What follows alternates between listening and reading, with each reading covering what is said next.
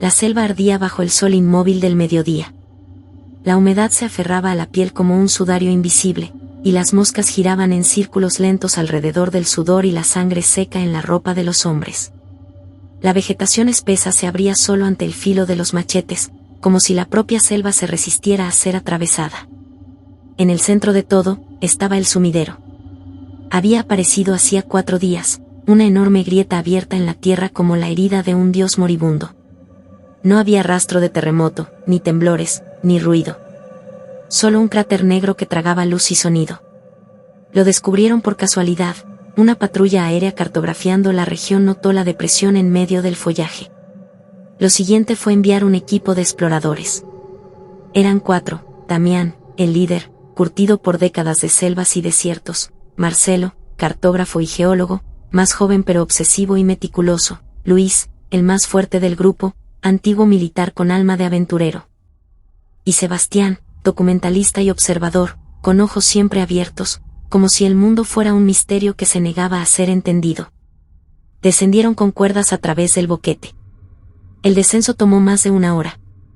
La grieta se ensanchaba conforme bajaban, y cuando tocaron suelo, no vieron tierra ni roca ni raíces, sino un umbral tallado en piedra negra. Un arco de entrada, antiguo, cubierto por runas sin origen aparente. A sus pies, comenzaba el laberinto. Ninguno de ellos pensó en regresar. No había luz. Solo oscuridad. Pero cuando cruzaron el umbral, antorchas empotradas en las paredes se encendieron con fuego azul, como si supieran que los hombres habían llegado. No hubo sonido. El aire era espeso, casi líquido, y el silencio era total. No el silencio natural de un lugar aislado, sino uno creado, forzado. Como si el lugar hubiese devorado todo ruido. El laberinto era vasto, infinito, con pasillos que se retorcían en ángulos imposibles. Las paredes eran lisas, húmedas, de piedra negra. Ninguna marca, ningún signo de dirección. Marcelo trató de marcar las esquinas, pero las marcas desaparecían al volver. Las huellas en el suelo se desvanecían con cada vuelta. Cada giro era diferente, cada regreso imposible. Al tercer día, Luis fue el primero en morir. Habían llegado a una sala circular, donde una estatua de piedra dominaba el centro. Era una figura humanoide, sin rostro, con brazos largos y delgados que se alzaban hacia el techo. Cuando se acercaron, la estatua giró lentamente hacia ellos. «No se muevan», susurró Damián. Pero fue demasiado tarde.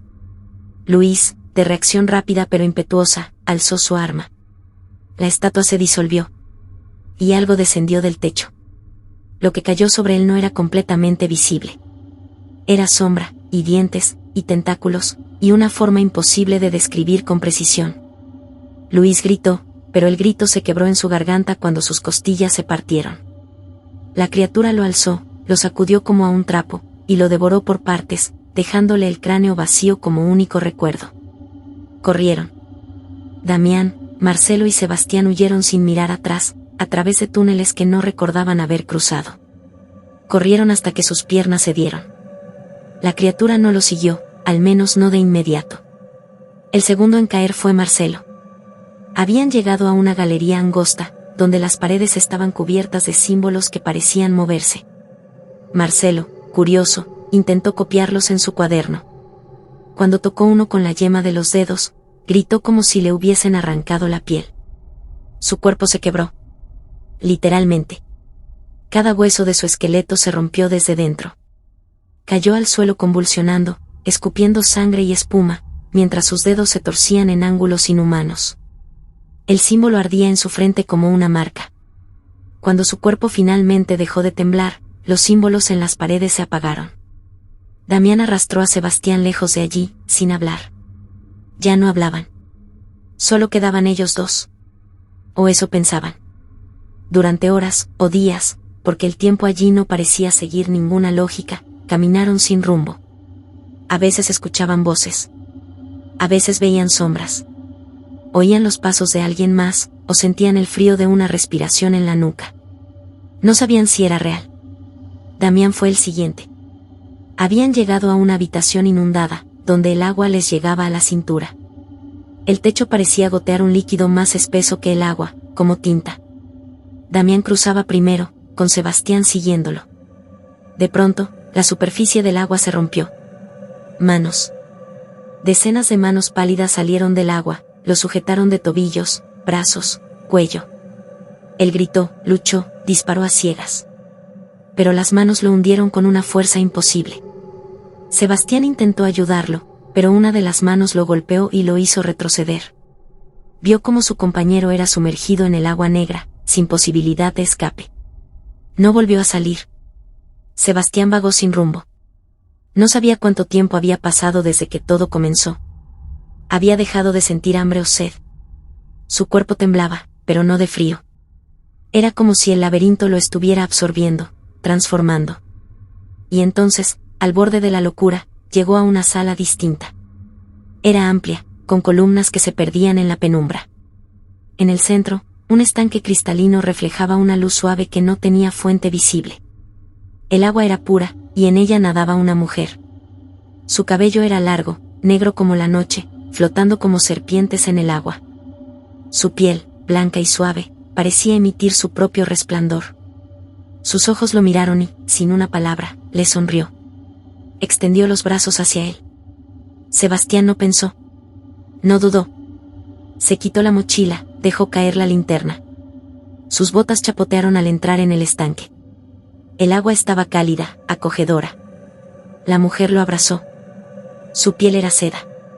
Lo acarició, besó su frente, su mejilla, sus labios. Él cerró los ojos, rendido. Entonces sintió que descendía. Su cuerpo era llevado al fondo. No podía moverse. El abrazo se volvió férreo. La boca que lo besaba ahora succionaba. Cuando intentó apartarse, ella abrió los ojos del todo. Ya no eran ojos humanos. Eran vacíos, profundos, llenos de muerte. El abrazo se volvió prisión. Sebastián intentó gritar, pero el agua le llenó la boca. Su cuerpo fue jalado hacia las profundidades con una fuerza imposible de resistir. Las manos de la mujer eran suaves al tacto, pero apretaban como garras. Su sonrisa, antes serena, se desfiguró bajo el agua en una mueca de hambre. Los ojos de Sebastián se abrieron en el agua, y por un instante fugaz, entre burbujas y oscuridad, vio rostros. Rostros de otros hombres. Cientos, miles. Flotaban en el fondo del estanque como cadáveres suspendidos en un abismo líquido. Algunos aún abrían y cerraban la boca en una mímica eterna de ahogo, con los ojos vidriosos clavados en la superficie, incapaces de huir. El fondo del estanque no era tierra. Era carne. Cuerpos apilados como raíces humanas, entrelazadas en la base de un mundo que se alimentaba del deseo. Y en el centro, ella. Su belleza era una máscara. Bajo el agua, su piel ya no era tersa. Era escamada, rota por grietas que palpitaban como branquias. Su cabello era un nido de tentáculos. Su boca, ahora abierta, revelaba varias hileras de dientes curvos. Su abrazo era el abrazo de una trampa biológica, perfecta en su crueldad. Sebastián pataleó, golpeó con los puños, arañó la figura que lo sujetaba. Pero no había forma de escapar. Su visión se nubló, el oxígeno huía, su pecho explotaba en un dolor sordo. Ella lo besó de nuevo. Y con ese beso, lo hundió más. No fue solo ahogado. Fue desmembrado. La criatura no devoraba con violencia, sino con una dulzura letal. Cada caricia arrancaba un trozo de piel. Cada beso le robaba un trozo de alma. Sebastián sintió como su conciencia se disolvía, como su identidad se evaporaba entre las aguas. Recordó su nombre. Luego lo olvidó. Recordó el rostro de su madre. Luego se desvaneció. Recordó la voz de Damián gritándole que corriera, y ya no supo quién era Damián. Cuando la mujer terminó con él, solo quedaba un cuerpo flotando en el fondo, sumido entre los otros, con los ojos abiertos y sin luz. El estanque volvió a la calma. La criatura sonrió. Nadó hacia el centro, donde reposó sobre los cuerpos con la elegancia de una reina macabra. Y esperó. Lejos del estanque, más allá de corredores y giros imposibles, el laberinto se estremeció. No era piedra. Nunca lo fue. Cada muerte lo alimentaba. Cada alma atrapada lo expandía. Cada pensamiento arrancado a los que cruzaban sus puertas se convertía en un nuevo pasillo, en un nuevo horror. No había fin porque el fin era la mente de quienes se perdían en él. Sus miedos daban forma al lugar. Sus pecados, a sus guardianes. La criatura del estanque era solo una entre muchas. Otros horrores caminaban en otras alas del laberinto. Algunos eran ciegos y seguían el sonido del pensamiento. Otros se escondían tras puertas que no existían. Había habitaciones que solo se abrían si sabías que no debías abrirlas. Esquinas donde el tiempo se arrastraba al revés. Escaleras que subían hacia abajo. Corredores sin suelo. Muros que respiraban. Y por cada nueva alma que llegaba, el laberinto crecía un poco más. La selva seguía allí. Calurosa. Verde.